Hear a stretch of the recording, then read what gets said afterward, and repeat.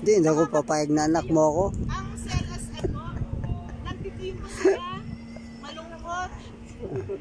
Totoo ba, joker? Pwede, tao daw.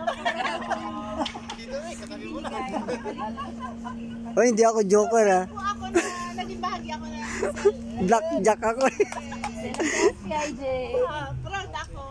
Kaya sabi ko, kung gusto ko mang mahiwalay, minsan gusto ko mahiwalay. Huwag kayong tatawa, hasala pala eh. Minsan ako yung nagiging dahilan, may hiwalay, di ba? Gusto ko na yung, kasi ako kaya ko eh. Pero ang message ni Lord, hindi. Walang pwedeng humiwalay. Walang pwedeng mapag-isa. Ngayon kung may tupa na gustong humiwalay at ayaw na, may tuturing siyang nabubulok na sanga ng ubas na pwedeng tanggalin. Nakakatakot na baka sasabihin ni Lord, bigyan niyo na kay Satanas. Okay. Diba may nabasa akong ganun sa Bible? Pwede na magmensahe. Kasi may narinig akong ganun, ewan ko kung nasa Bible, pero sabi ko ganun po. Pisya na. Ito ba kaya, Ha? sobrang Efficient. ano po, kaya ano, lagi ko po kayo pinagdadasal, lalo na po yung mga pastor, yung mga mayroong kapulan. Hindi po basta-basta yung naging sakripisyo niyo, buyat, pagod. Alam niyo yun, ang dahil kay Lord. Ang dahil gusto niya tayo makain lahat. Na, ano na, talagang lahat tayo binigyan ng katungkulan lang. Lahat tayo mensa. Kuya. Bakit? Hindi ako joker ha.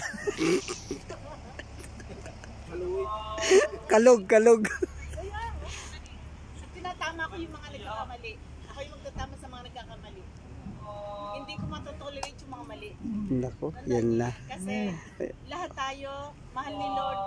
Walang gusto si Lord na magkamali sa atin. Diba? Papaluin tayo. Mahal ko kayo lahat. Amen. Thank you. Give message. Gusto mo? Last 2 minutes na. Bilisan ninyo. Mag-pray na tayo. Hanggat walang tao dito. Okay na. May salta na pala siya. Richard,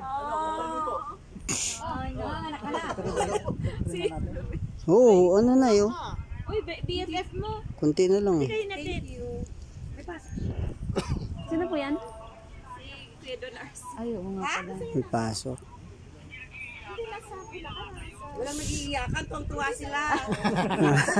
Sure lang namin na makakasakay agad ng aeroplano. Ay, kakasambala sila. Ulitin ko. Sinasamahan lang namin siya para safe siyang makasakay. Alam, magamagana yun. Magamagana yung mata ni Loren. Tignan mo, takip na sa English. Totoo ka? Basta sumama lang ako kay ninyo. Ayan na. Nandito nga kami lahat. Ayan o. Tignan mo. Ayan, si Ate Tess. Kuya Richard, parang masaya si Kuya Richard. Di lang. Parang napangiti-ngiti siya. Ang layo nang iniisip. Parang gusto niya lumipad eh. Kuya Dan!